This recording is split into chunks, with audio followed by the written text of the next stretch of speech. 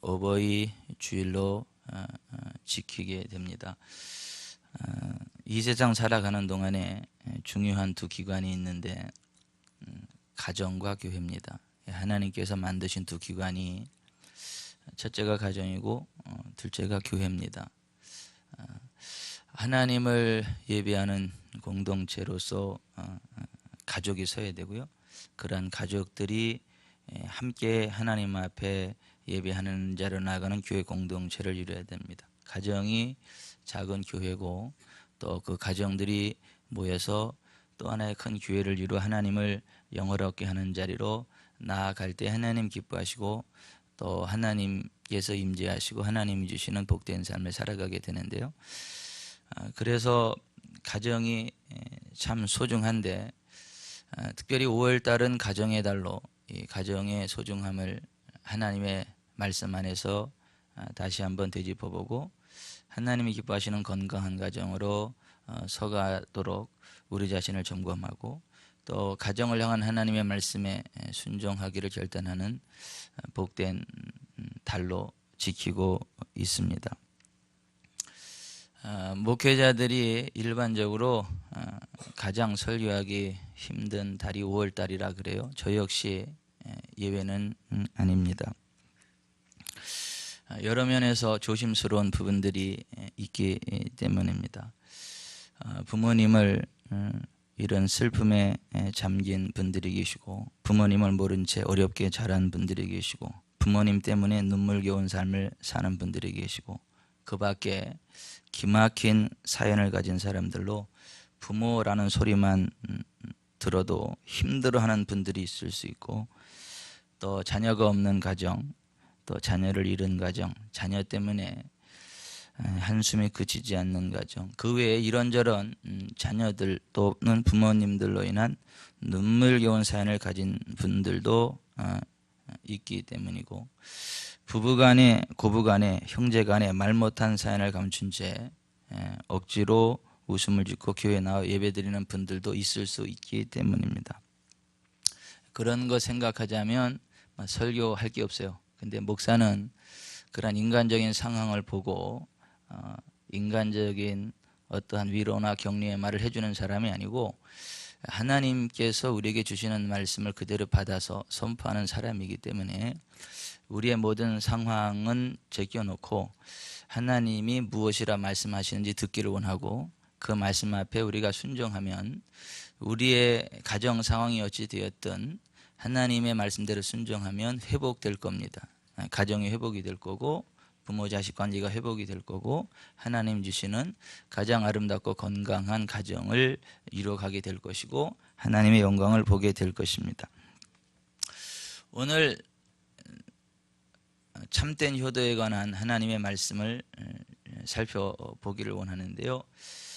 성경 에베소 6장 1절에서 3절은 자녀들아 주 안에서 너희 부모에게 순종하라 이것이 옳으니라 내 아버지와 어머니를 공경하라 이것은 약속이 있는 첫 계명이니 이로써 내가 잘되고 땅에서 장수하리라고 말씀해야 됩니다. 말씀하고 있습니다. 부모님께 효도해야 하는 것은 하나님의 명령인 동시에 하나님의 축복을 받는 특권이라는 말씀입니다. 하나님의 언약이 약속되어져 있는 인륜의 첫 계명이 효도입니다. 하나님께서는 부모를 공경하는 자들에게 잘되고 땅에서 장수하는 복으로 갚아주신다고 말씀하셨습니다. 부모에게 효도해야 되는 것은 해도 되고 안 해도 되는 선택사항이 아니고 반드시 해야만 하는 필수 사항이라는 말씀입니다. 효도에는 어떠한 이유나 조건이 붙지 않습니다. 부모님이 부모님다울 때 공경하고 잘난 부모에게만 효도하라고 하지 않으셨습니다. 돈을 잘 벌든지 못 벌든지 인격이 훌륭하든지 그렇지 못하든지 바르게 하셨든지 그렇지 못하셨든지 학벌이 좋든지 좋지 않든지 내 마음을 편하게 하든지 불편하게 하든지 그것과 상관없이 부모님은 부모님이기 때문에 자식들이 마땅히 공경하며 효도를 다해야 한다고 성경이 말씀하고 있는 것입니다. 따라서 하십시다. 부모는 부모이기 때문에 자식이 마땅히 공경하며 효도를 다해야 합니다. 이거는 선택 사항이 아니에요. 무조건 순종해야만 하는 하나님의 명령입니다. 순종하면 복을 받고 순종하지 않으면 저주를 받습니다. 문제는 효도를 어떻게 하느냐, 무엇이 참된 효도인가 라고 하는 거죠. 우리나라 사람들은 대부분 유교적인 효도관을 가지고 있습니다. 유교에서 말하는 효도관, 첫째, 부모님들을 오래오래 사시도록 해드리는 것입니다. 부모님이 돌아가시면 더 오래 사시도록 못한 것을 자신의 불효탓이라고 여기고 부모의 죽음 앞에서 땅을 치며 슬피 웁니다. 곡하는 소리가 문 밖까지 들려있기 때문에 아주 예전에는 전문적으로 곡하는 사람들을 돈 주고 사기도 했습니다. 상조들은 부모님을 일찍 돌아가게 만든 죄인이므로 베옷을 입었고 3년 동안 슬퍼하는 모습으로 지내야만 했다라고 하는 것입니다. 유교에서 말하는 두 번째 효도는 부모님을 편안하게 모시는 겁니다. 혹 불편해 하시는 것은 없는지 늘 살펴보아 편안하게 모시는 것을 효도라 그럽니다. 그래서 아침마다 편안히 주무셨습니까? 안녕하셨습니까? 하고 안녕을 여쭙는 게 예입니다.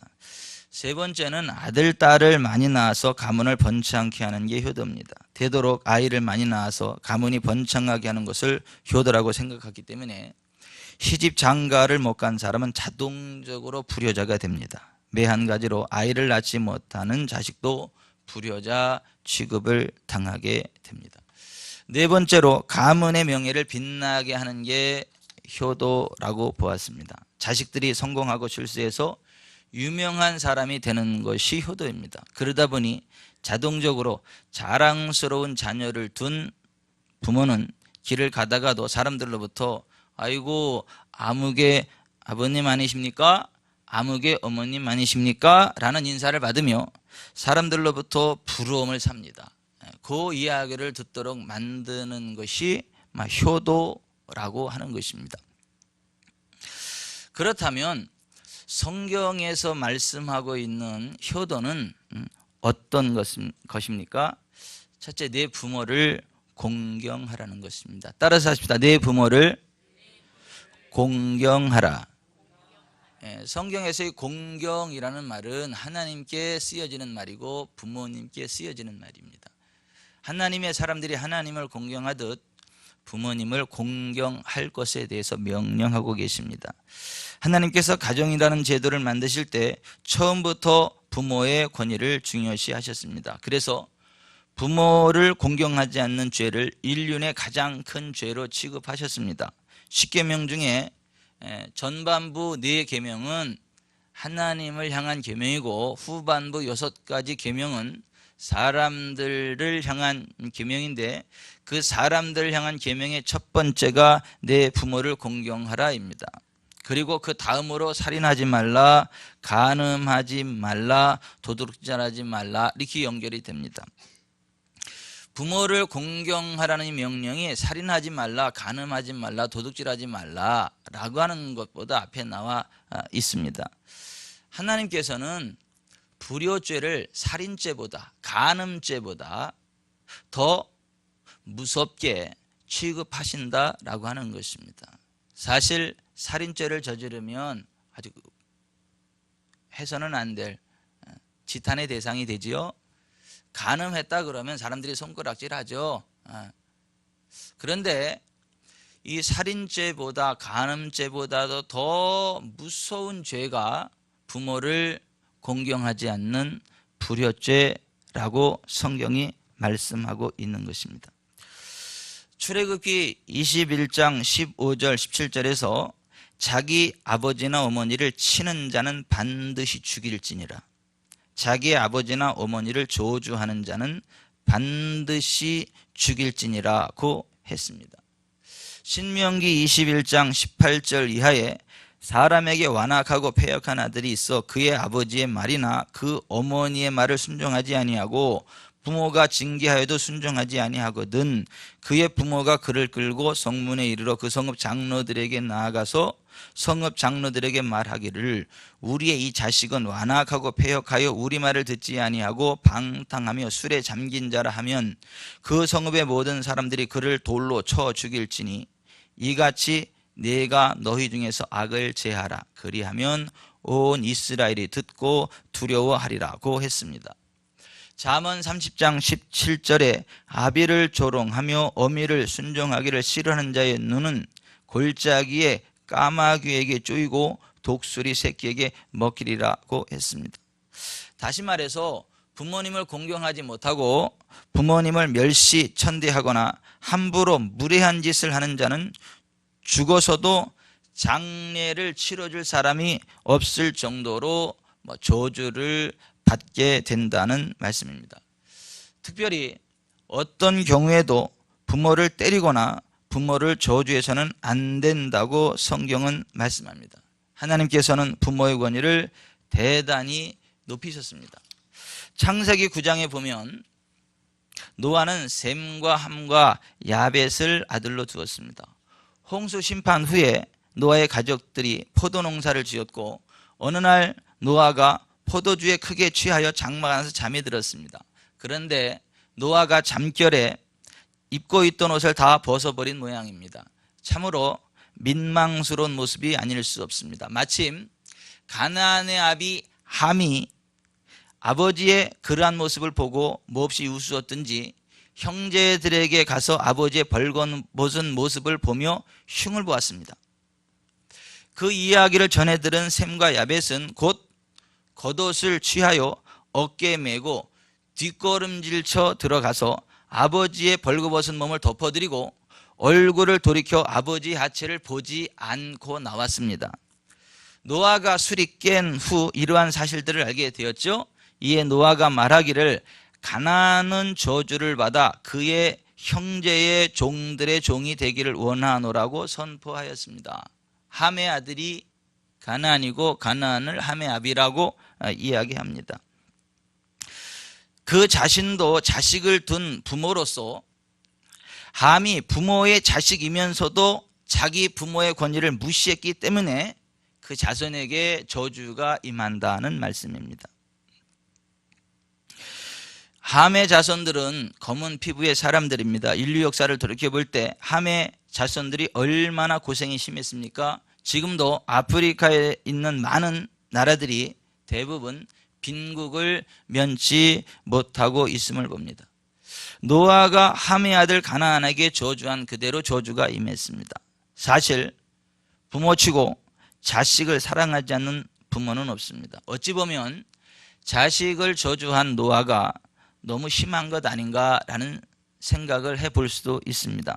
그러나 한편으로는 그 부모가 저주한 자식을 보면 그 자식이 평소에 오죽 부모에게 못되게 했으면 그 순간 저주가 튀어나갔겠는가라는 것 생각해 보게 됩니다. 아마 제 생각으로 함은 평소에 아비의 마음을 아프게 하고 저주받을 짓을 많이 한 것 같습니다.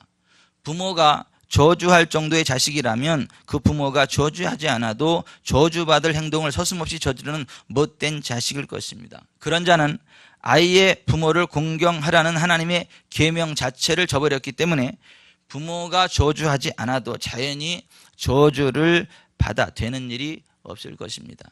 함이 그랬다라고 하는 것입니다. 이삭은 야곱과 에서라는 쌍둥이 아들을 낳았죠. 야곱은 축복을 받았고 에서는 축복을 받지 못했습니다. 에서가 40세가 되었을 때 하나님을 모르는 이방인과의 혼인을 금한 하나님의 법을 무시하고 이방 여인을 하나도 아닌 둘씩이나 취하여 제멋대로 살았습니다. 이때 부모의 마음이 어떠했겠습니까? 한마디로 에서는 부모의 가슴에 못을 박은 불효자입니다. 뿐만 아니라 에서는 사냥하고 돌아와서 너무 배가 고픈 나머지 하나님으로부터 임하는 축복, 장자의 명분을 동생에게 팥죽 한 그릇 받고 팔아버린 망령된 자입니다. 후에 자신의 행동을 후회하고 축복을 기업으로 받으려고 아버지 앞에 눈물을 흘리며 구했지만 하나님께 버림받아 되어 회개할 기회를 얻지 못했다고 성경이 말씀합니다. 사실 아버지 이삭은 작은 아들 야곱보다 장자인 에서를 더 사랑했고 축복하려고 했습니다. 그러나 에서의 이런 행동을 보신 하나님께서 강권적으로 그것을 막으셨습니다. 이미 말씀드린 바와 같이 성경 에베소서 6장 1절 이하에 자녀들아 주 안에서 너희 부모에게 순종하라. 이것이 옳으니라. 내 아버지와 어머니를 공경하라. 이것은 약속이 있는 첫 계명이니 이로써 내가 잘되고 땅에서 장수하리라고 말씀하셨습니다. 그러므로 저와 여러분이 잘되고 땅에서 장수하려면 무엇보다도 먼저 부모를 공경해야 합니다. 살인하지 마십시오. 간음하지 마십시오. 그러나 살인을 하지 않았어도 간음을 하지 아니하였어도 부모님을 공경하지 않는다면, 부모님의 마음을 아프게 한다면 그 사람은 살인자보다 간음자보다 더 극악무도한 죄인임을 기억하십시오. 하나님의 기준으로 바라볼 때 하나님이 그렇게 말씀하시고 계신 것입니다. 신명기 5장 16절에 너는 내 하나님 여호와께서 명령한 대로 내 부모를 공경하라. 그리하면 내 하나님 여호와가 네게 준 땅에서 내 생명이 길고 복을 누리리라고 했습니다. 부모를 공경하라는 것은 하나님의 명령이고 그 명령에 순종하면 하나님 여호와께서 주신 땅에서 생명이 길고 복을 누리겠다. 이 땅에서 장수의 복을 주실 것이고 또 복된 삶을 살아가게 해주시겠다라고 하는 것입니다. 그러므로 우리는 부모를 공경해야 합니다. 두 번째, 부모를 즐겁게 해드려야 합니다. 우리가 부모님의 마음을 즐겁게 해드리려고 하면 무엇보다도 부모님의 마음을 잘 알아야 됩니다. 그러기 위해서 부모님이 무엇을 좋아하시는지 또 무엇을 기뻐하시는지 여쭈어 볼 필요가 있습니다. 무조건 고기 반찬과 좋은 옷을 해드린다고 좋아하시지는 않을 것입니다. 무엇이든 먼저 부모님의 의견을 여쭙는 것이 효도입니다. 따라서 합시다. 무엇이든지 먼저 부모님의 의견을 여쭙는 것이 효도입니다. 며느리가 아무리 음식을 잘한다 할지라도 부모님이 좋아하는 것을 해드려야 효도예요. 음식을 하나 해도 자신이 결정하고 내가 만들었으니까 드세요 라고 하는 것이 아니라, 어머니 오늘은 무엇이 잡수시고 싶으세요? 라고 여쭤보고 해야 된다는 것이죠. 나물 한 가지를 하더라도 어머니 콩나물을 무칠까요? 시금치를 무칠까요? 무생채를 해드릴까요? 아니, 여쭤봐야 한다는 거죠. 괴기국을 끓여드리더라도 어머니 쇠괴기 국을 끓여드릴까요? 돼지 괴기로 수육을 해드릴까요? 그 어머니 수준에 맞춰서 그렇게 여쭤보고 하는 것이 효도라고 하는 것이죠. 그러면 부모님은 의뢰히 나는 괜찮다. 너희들 좋아하는 거 사라. 그래도 돼지가 낫지 않을까? 이런 식으로.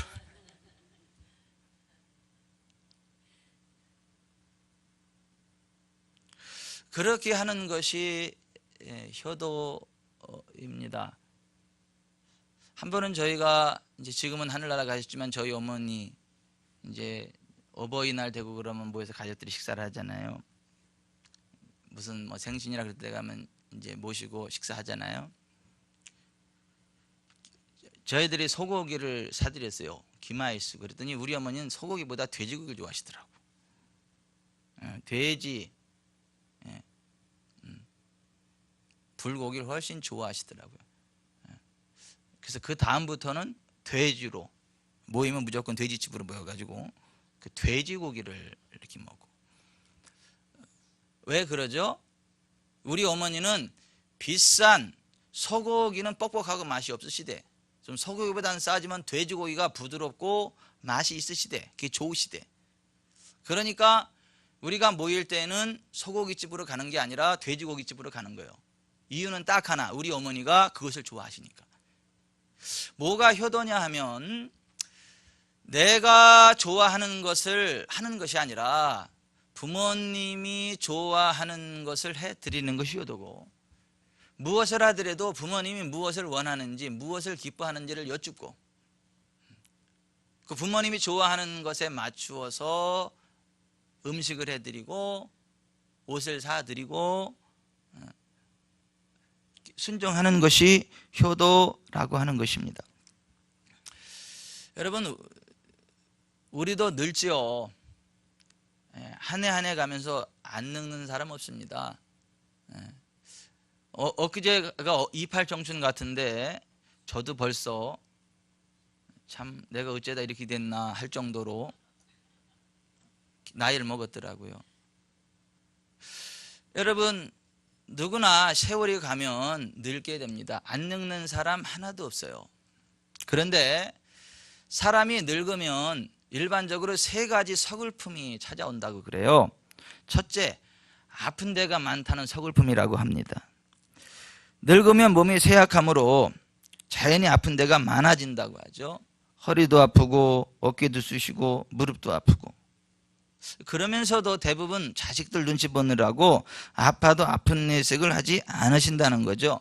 그러므로 평소에 어디가 아프신지 관심을 갖고 자주 여쭈어 보아야 한다고. 괜찮다고 해도 어깨를 주물러 드리고 다리도 주물러 드려야 한다는 것이죠. 또 하나, 나이가 들면 들수록 추위를 많이 타기 때문에 방이 따뜻해야 하고 몸에 이제 뼈밖에 없기 때문에 두꺼운 요를 깔아드려야 한다라고 하는 것이죠. 그래서 두꺼운 요를 깔아드리는 것이 효도. 따라서 합시다. 두꺼운 요를 깔아드리는 것이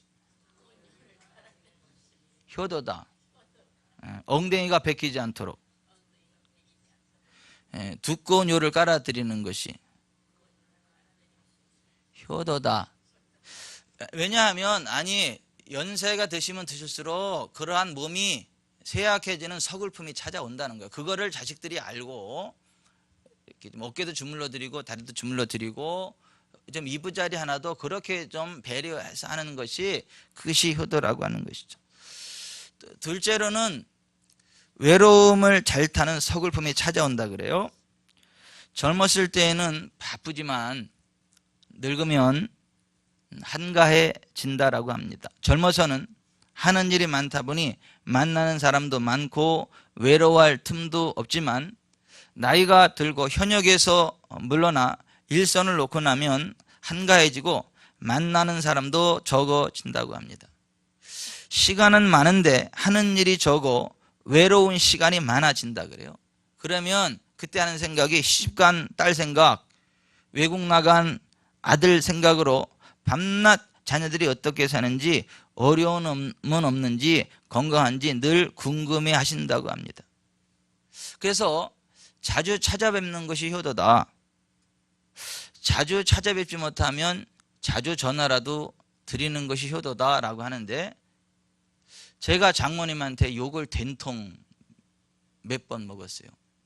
전화도 안 한다고.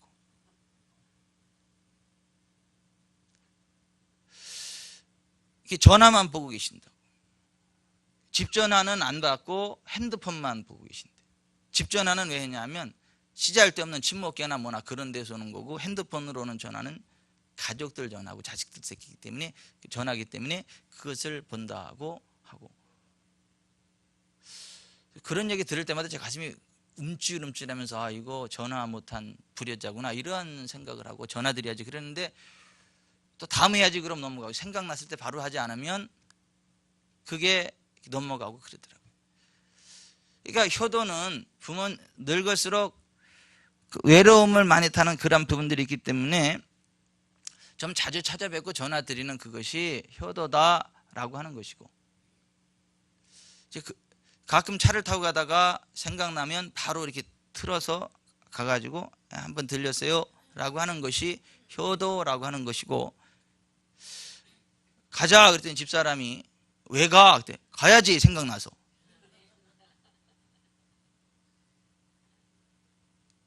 왜 가는 일본 가정이 왜 간대?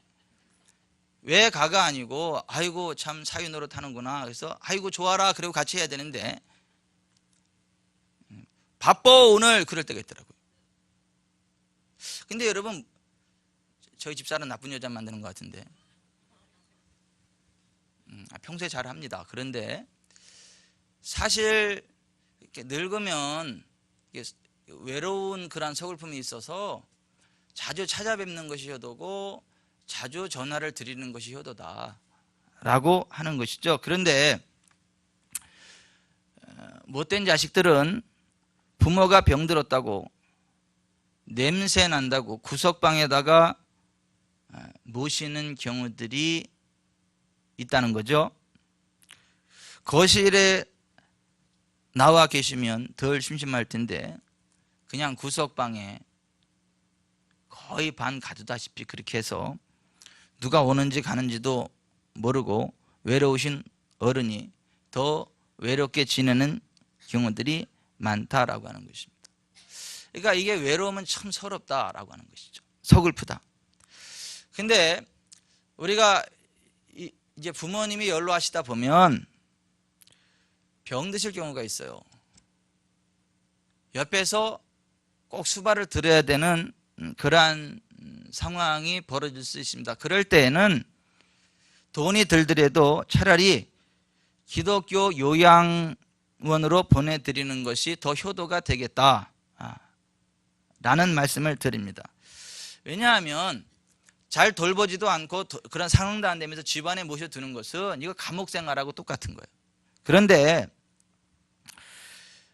이러한 요양원이나 그런 데로 보내드리면 그래도 시간 간호사들이 일단 불편한데 돌봐드리기도 하고요. 또 거기 비슷한 처지에 계신 분들끼리 서로 대화도 나누게 해서 훨씬 덜 외롭다라고 하는 것입니다. 물론 거기만 모셔다 드리고 끝이 아니고 자주 찾아뵈야죠. 자주 찾아뵙고 인사를 드리고 해야 되는 것이죠. 제가 말씀드리는 것은 이것입니다. 집안에 모셔드리고 대화를 자주 할 수 있고 할 수 있으면 제일 좋은 효도인데 그러한 상황이 안 되면 집안에 혼자 방치해 두는 것이 아니고 그런 기독교 요양원이나 그런 데 모셔서 함께 대화를 나눌 수 있고 하는 것이 훨씬 효도가 되겠다라고 하는 것입니다. 연세가 드시면 외로워지는 서글픔이 있다라고 하는 거예요. 셋째, 연세가 드시면 배고픔을 자주 느끼는 서글픔이 온다 그래요. 모든 기능이 약해지다 보니 마음뿐이지 많이 잡수실 수가 없다는 거죠. 입맛도 예전 같지 않으시고 많이 잡수시면 탈이 나기 때문에 자주 시장기를 느끼실 수밖에 없고 그러다 보니까 몸도 허하고 기름기도 없어서 곰국 같은 거 자주 해드리는 것도 좋겠다라고 하는 것이죠. 중간중간 시장하실 때마다 잡수시도록 눈가사탕이나 땅콩, 과자, 초콜릿 이러한 좋아하시는 간식이 떨어지지 않도록 늘 챙겨드리는 것, 이게 효도라고 하는 것이죠. 늙으면 이러한 세 가지 서글픔이 찾아오는데 여기에다가 한 가지 또 다른 서러움, 서글픔을 저는 말씀드리고 싶은데요. 연세가 드시면 드실수록 용돈 쓸 곳이 많아진다는 서글픔입니다. 사람이 연세 드시면 돈 쓸 데가 어디 있겠나라고 생각할지는 모르겠지만은 친구들을 만나서도 용돈이 없으면 기가 죽습니다. 손자, 손녀, 아이들에게도 용돈을 주지 않으면 인기가 사라집니다. 하지만 친구들을 만날 때 밥값이라도 한번 내실 수 있는 용돈이 있다면 어깨에 힘이 들어가십니다. 그 기쁨이 있고요. 그 친구들에게도 무시 안 당합니다. 또 자식들에게도 그 용돈을 줘주면 그 손자 손녀들이요 좋아합니다. 할아버지 할머니 인사도 밝게 드리고요 자꾸 찾아뵐라 그러고요 이렇게 재롱을 떱니다. 그 손자 손녀들이 재롱 떨 때 얼마나 기뻐하세요? 할머니 할아버지들이. 그러니까 그렇게 하실 수 있도록 용돈을 줘 드리는 것이 효도다. 그래서 무슨 일이 있어서 갈 때는 미리 용돈을 드려야 혹시 돈이 없어도 그 돈 가지고라도 손자 손녀들 용돈을 주는 그러한 기쁨을 누리신다라고 하는 것입니다. 그러니까 용돈이 없으면 어깨에 힘 빠져요. 용돈 없으면 손자 손녀들에게도 아이들에게도 좀 인기가 덜해요. 그래서 용돈을 채워드리는 게 효도다라고 하는 것이죠. 예수님께서 마가복음 7장 16절부터 13절에 사람이 아버지에게나 어머니에게 드려 유익하게 할 것을 순종하지 않는 자는 하나님의 말씀을 폐하며 하나님을 헛되이 경배하는 자들이라고 책망하셨습니다. 그러니까 부모님께 용돈을 드리지 않는 사람은 잘못된 신앙이라는 거예요.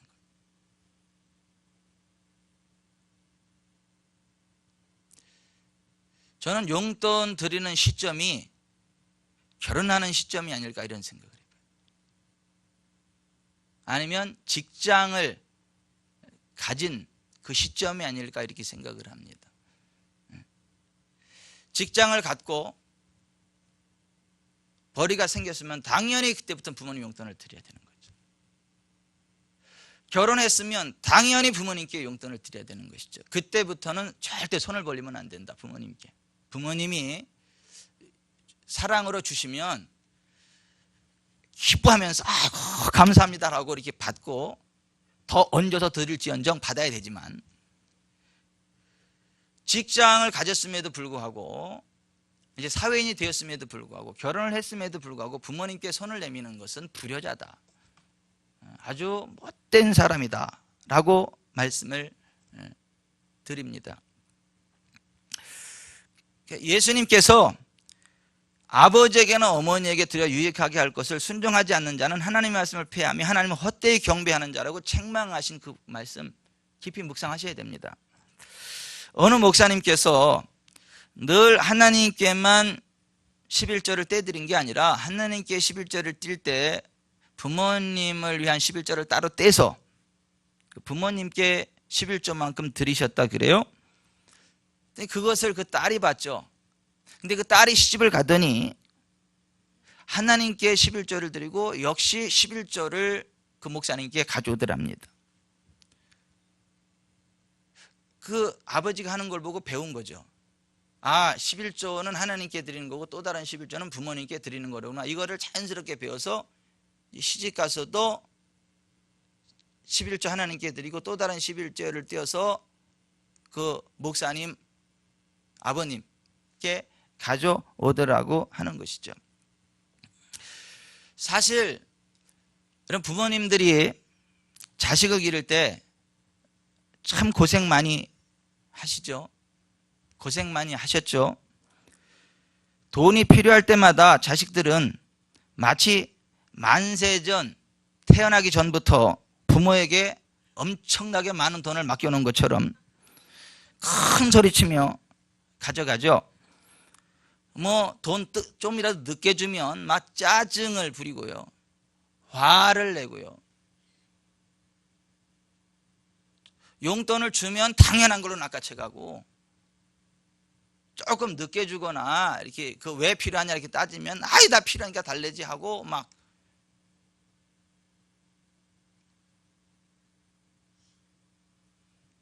큰 소리 치면서 가져가죠.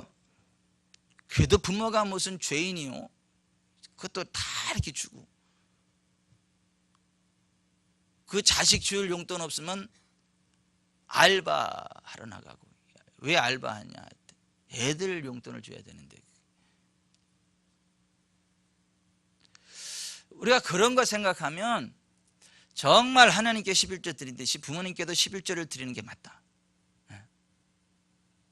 아멘이 다 속으로 나오시네. 정말 우리가 어떻게 성장했는지, 부모님들이 우리의 필요를 어떻게 채워주셨는지를 생각하면 우리가 부모님을 어떻게 공경해야 되는지를,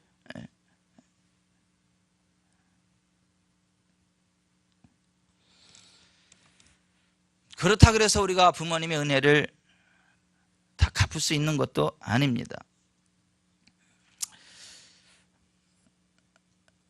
오늘 말씀을 정리합니다. 효도는 하나님의 명령입니다. 순종하면 땅에서 잘 되고 장수하는 복을 받습니다. 부모님께 대들거나 술 먹고 꼬장 부리거나 폭력을 행사하는 자는 무덤도 만들지 못할 정도로 까마귀, 독수리가 쪼아먹어서 죽게 만든 무서운 저주를 받아야 될 거다. 효도도 심는 대로 거둡니다. 내가 부모님께 효도한 만큼 내 자식들로부터 효도를 받습니다. 내가 부모님을 막 대하면 자식들도 당연히 나를 막 대할 겁니다. 심고 거둠의 원리가 효도에도 적용이 됩니다. 우리는 부모님께 효도하고 자식들로부터 효도를 거둡니다. 오늘 어버이 주일을 맞이해서 부모님에 대한 우리들의 오해를 담고 있는 시 2편을 소개하면서 말씀을 마무리할까 합니다. 오해 하나, 엄마는 그래도 되는 줄 알았습니다. 엄마는 그래도 되는 줄 알았습니다. 하루 종일 밭에서 죽어라 힘들게 일해도 엄마는 그래도 되는 줄 알았습니다. 대충 찬밥 한 덩이로 홀로 부엌에 앉아 점심을 때워도 엄마는 그래도 되는 줄 알았습니다. 한겨울 냇물에서 맨손으로 빨래를 방망이질해도 엄마는 그래도 되는 줄 알았습니다. 배부르다, 생각 없다, 식구들 다 먹이고 굶어도 엄마는 그래도 되는 줄 알았습니다. 발 뒤꿈치 다 해져 이불이 소리를 내도 엄마는 그래도 되는 줄 알았습니다.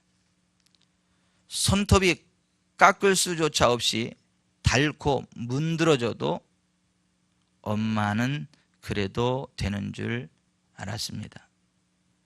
아버지가 화내고 자식들이 속 썩여도 전혀 끄떡없는 엄마는 그래도 되는 줄 알았습니다. 외할머니 보고 싶다, 외할머니 보고 싶다.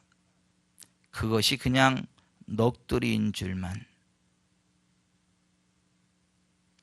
한밤중에 자다 깨어 방구석에서 한없이 소리 죽여 울던 어머니를 본 후론, 아, 엄마는 그러면 안 되는 것이었습니다. 오해 둘, 우리 아버지는 그런 줄 알았습니다. 우리 아버지는 단 하루라도 쉬는 것을 좋아하지 않는 줄 알았습니다. 아버지는 웃는 걸 모르시는 줄 알았습니다. 아버지는 딸이 시집가는 것을 보고 마냥 기뻐만 하시는 줄 알았습니다. 아버지는 어머니 외에 아는 여자라고는 한 사람도 없는 줄 알았습니다. 아버지는 배가 빨리 불러와 좋은 음식 앞에서 먼저 일어나시는 줄 알았습니다. 아버지는 양복 입고 넥타이 매는 것을 싫어하시는 줄 알았습니다. 아버지 안주머니에는 늘 돈이 얼마쯤은 들어있는 줄 알았습니다. 아버지는 좋아하시는 운동도 취미도 없는 줄 알았습니다. 아버지는 우리가 하는 말을 귀담아 듣지 않으시는 줄 알았습니다. 아버지는 아무리 깊고 험한 길을 걸어가도 조금도 두려워하시지 않는 줄 알았습니다. 아버지 눈에는 눈물이 한 방울도 없는 줄 알았습니다. 아버지는 우리가 객지로 떠나는 것을 좋아하시는 줄 알았습니다.